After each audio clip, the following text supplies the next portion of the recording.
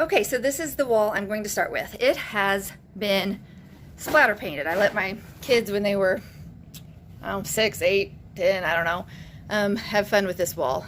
And they just, one of them got one half of the wall, the other got the other half, and they were able to just stand there and splatter paint it. They had a really good time. When we lived here, it wasn't a problem. Now that we're trying to sell the house, the realtor thinks it's probably a problem. But because it's splatter painted, you know, there's spots where it's like ridged up and it's not flat. So I don't think just painting it is going to go over very well. So I have bought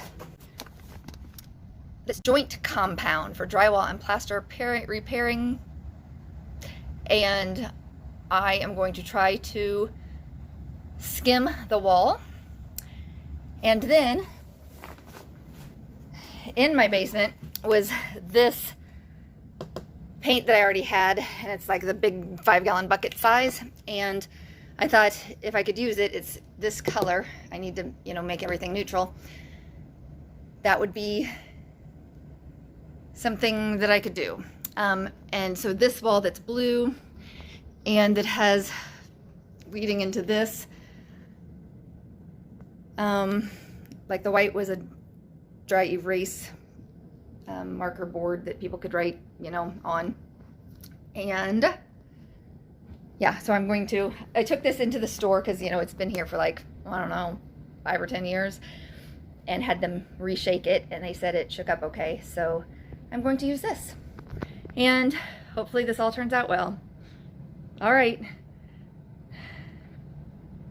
Okay, I have laid out a tarp, and then I'm going to take off these outlet covers with my lovely little pink toolkit that my sister gave me for Christmas one year, like 15 years ago. And I totally thought it was kind of a dumb gift when she first gave it to me, and I have loved this and used this 100 zillion times. It was a great Christmas present, actually. Okay, so we had these cute little mirrors on the wall, so when we took them off, they did not do well. So I am also going to spackle over that. I am going to just really lightly, like, just buff that just a smidgen, just so there's no like fibery stuff coming through.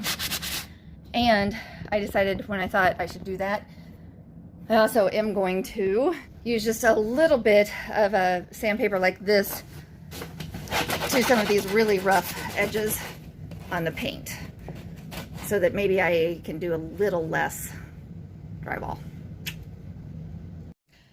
Okay, here we are 2 hours later. I've put the drywall mud kind of stuff over this wall. We have the first coat of this one and this one on. This, I've got the drywall mudding started. We've done the painting here and around this door. And now we're going to do this graffiti wall. Okay, it is 6.5 hours later. This is what the wall looks like after I've kind of sanded it down. I feel like the Karate Kid after like Mr. Miyagi had him for a while. That hurt my arm and shoulder doing all that sanding. And it was just like over and over, and man, it was a dusty mess. But I think it definitely, you know, helped to make it smoother. I don't know if it made it smooth enough that it's gonna be perfect, but I think it'll look a lot better. We have 2 coats on this wall and this wall now, except for this one spot that I felt like needed a little repairing.